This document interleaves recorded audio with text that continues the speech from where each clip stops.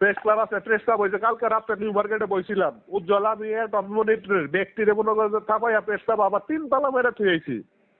হ্যাঁ, NSI report করে দিচ্ছে, বাদলের নামে, কাসানের নামে, মজুদের নামে, ডিজিএফআই রিপোর্ট করে দিচ্ছে, এনএসআই রিপোর্ট করে দিচ্ছে, ডিএসবি রিপোর্ট করে দিচ্ছে, ওনারা 2-4 দিনের মধ্যে অ্যারেস্ট হয়ে যাবো গা। তোমার একটা কথা বলি, আমি নুমান ওয়ান পিস শেরপুর শহরের ব্যাক সাংবাদিক মিল্লাও এখনো পর্যন্ত প্রেস ক্লাবের তালা খোলা হয় নাই। হজরতের নাহালা বালবেড়ায় আমারে, ওই হজরতের নাহালা নেতায় আমারে কবার হয় নাই যে নুমান তুমি প্রেস ক্লাবটা খুলে দাও। আতেক হুইপের বিরুদ্ধে রিপোর্ট করছি, 1000 কোটি টাকা মেরেছেন মিস্টার 10%। আতিক আমারে ফোন দিয়া খালি বারে বারে ফোন দিয়া, ও আমি আতিক ওর বউ আমারে ফোন দিয়ে কইছে ভাই আপনি একটা বার বাবা ঢাকায় আইসা আমার বাবার গাড়িতে উঠেন।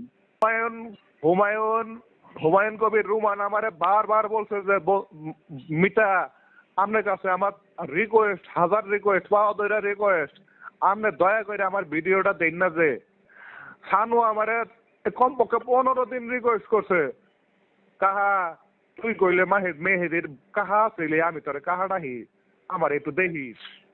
হায়দর হাজি এখনো পর্যন্ত পলায় থেকে দিনে 3 বার করে ফোন দেয়।